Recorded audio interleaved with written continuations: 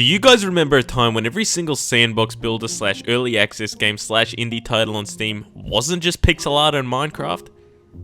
Heck, me neither. Some of them were good. Some of them were frankly disgraceful, and some of them were Stonehearth. And when I say some, I mean only one. There's only one of that game. Stonehearth is a wholesome little sandbox city builder and management sim developed by Radiant Entertainment and was released in early alpha on Steam in 2015. And look, if you know me, you know I'm very ambivalent about the whole early access thing. But to Team Stonehearth's credit, I think that they've done a pretty decent job so far. The game focuses around building your little settlement with your little group of people, all the while trading with merchants and fighting back monsters, like those goblin assholes that always build their camp exactly where you don't want them to. The game has plenty of funky little mechanics and is very malleable, with a fully customizable building editor and no specific goal in particular. Stonehearth should really boast a decent amount of replayability, and perhaps it would were it not still in its current alpha state. Other than an overall lack of perceived content, the game is still riddled with annoying little bugs and issues that can really slow down the already rather slow and steady pace of the game. So in its current state, is Stonehearth really worth getting into at the moment? The gameplay is pretty simple. You build stuff and grow your little settlement, all the while trading with merchants and fighting off invading creatures. You do this by assigning your halflings to certain professions, which can be unlocked if you have the right tool for the job you want to promote them to. They'll gain experience and level up in their professions, giving them perks and unlocks to craft new things or to use new abilities. The game has 3 different difficulty settings: sandbox, normal, and hard. And although the hard difficulty isn't really too difficult, I find that the standard difficulty offers a good balance of free time to build and grow while still providing an engaging enough challenge. The game allows you to choose between the 2 factions, white people and them desert folk, and each faction has their own specialities and crafting recipes. There's also 2 different biomes to play in, the forest or the desert, and each faction is suited better to their home biomes respectively, more specifically the resources that are more readily available in each. A lot of the progression in this game is down to filling out certain requirements, such as daily food and settlement value targets which will grant you new halflings, or other requirement quests from which you have a couple of options to choose from. The progression in Stonehearth is satisfying enough, albeit a little slow, but it's nice to be able to build up your own little settlement with full customization thanks to the building editor, or you can use preset buildings if you have the creativity of a brick. The newest building editor that's been added has been somewhat of a godsend for people that actually care about what their settlements look like, being able to add more non-linear stuff and more complex rooms and roofs for structures. It's still a pretty early version and hasn't been fully implemented, but it's still much better than what we had to work with initially. Promoting halflings to footmen is important to repel the attacking monsters that will eventually make their way to your outpost, and the combat and rating system is intriguing enough to keep the game interesting while you're building up your settlement. I do find that the combat does get quite repetitive, however, particularly when you get to the stage where goblins will just set up camps out in the forest and then just send small groups of enemies to you until you destroy that camp. One thing that you could say about Stonehearth is that in terms of replayability, much like my will to live, this game is lacking a little. Although the game does offer a choice of difficulty, faction, and biome, I feel that the actual gameplay, once you get into it, is a little same. You'll find that a lot of the things that happen, like merchants or invaders or whatever, are often just the same with a few slight variances and stuff here and there. There's no real major difference between them. In the end, Stonehearth is a sandbox game, so in reality there needs to be an infinite amount of content per se, and I guess this is just one of the ways to go about it. That being said, I feel that many of these systems need a bit more of a fleshing out to really add to the replayability of this game. At the moment, I don't find myself coming back to this game feeling that every experience is fresh and new.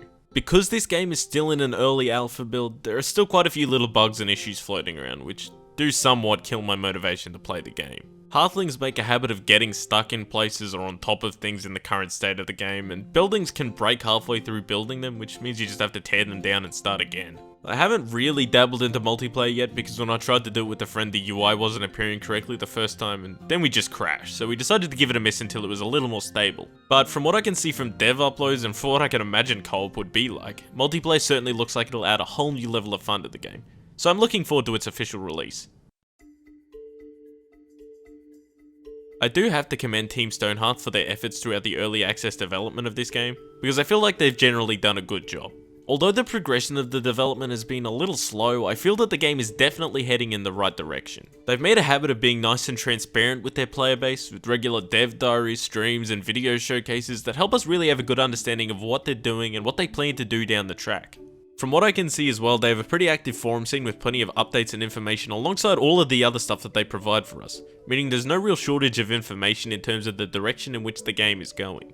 One somewhat recent Q&A initially left me at a little bit of a standoff when Team Stonehearth just flatly admitted that they weren't going to be adding PvP in the newly released and still in early alpha multiplayer, and suggested that if players wanted it, they should just make a mod for it. At first I was disappointed mostly just because I was really looking forward to some kind of official diplomacy and trade system between towns in multiplayer which would encompass a PvP system, but according to Team Stonehearth, PvP is just not in the spirit of the game. Though this kind of blunt honesty from the developers is good, ultimately. They're not dancing around the question of will this requested feature be added, or just half-arsing it to keep us quiet for the time being. They're just going to tell us as it is, which I commend them for. There's a few developers that could learn from Team Stonehearth, to be honest. Just can't put my finger on exactly who. And to be honest, I fully expect someone to make a PvP mod for this game. Steam Workshop support was recently added to Stonehearth and there's already plenty of stuff going up, so I look forward to some sort of PvP system in the future. I just really hope that this game doesn't rest on the laurels of its early access period for too long and really does deliver on what could be a very promising future. I also hope that Team Stonehearth doesn't forget what's truly missing from this game. I shouldn't have to remind them what is required before this game hits 1.0. They should get the message. In terms of the visual quality of this game, there's not a whole lot to say, I guess. The game looks nice and quaint and all, but it's simple. Sure, the whole pixely Minecrafty design works and people like it or whatever, but it doesn't really showcase a whole lot of talent from a design perspective. And no, this game isn't just Minecraft with city management tools, but what's the first game that pops into your head when you see a game looking like this? Exactly. The UI is a little at the moment and could probably use a bit of a rework, but hey, it works, and it's easy enough to wrap your head around. As with every other pixel-infested indie title on Steam, it comes with a pretty nice and chilled out soundtrack that just hums along in the background, and it's nice enough without being anything extraordinary. The music is somewhat useful as it's used to indicate when you're being attacked or whatever, which isn't always visually apparent straight away. Perhaps it would be a wise design choice to make Hearthlings and enemies pop out of the environments a little more, as at the moment they can tend to blend in with the block coloured backgrounds and whatnot pretty easily. But I mean, yeah, I can't really complain too much about the overall design of this game, but it's not really anything to rave to my minuscule fanbase about now, is it?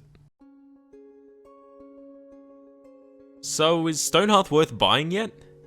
For the full price of 25 USD? No, not yet. If you manage to catch it on sale, then I'd probably recommend it, but at the moment I don't believe it's quite worth the $25 price tag. I just don't quite think there's enough replay value in the game just yet for it to be really worth it.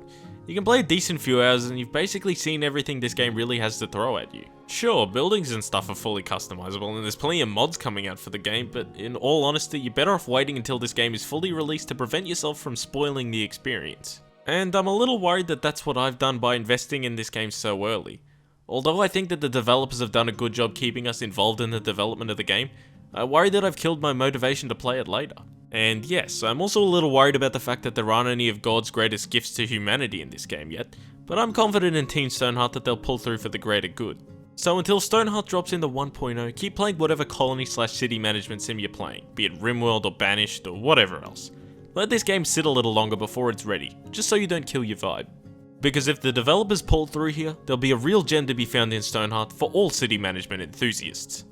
And if they don't, then we'll just have another Starbound. And nobody wants that.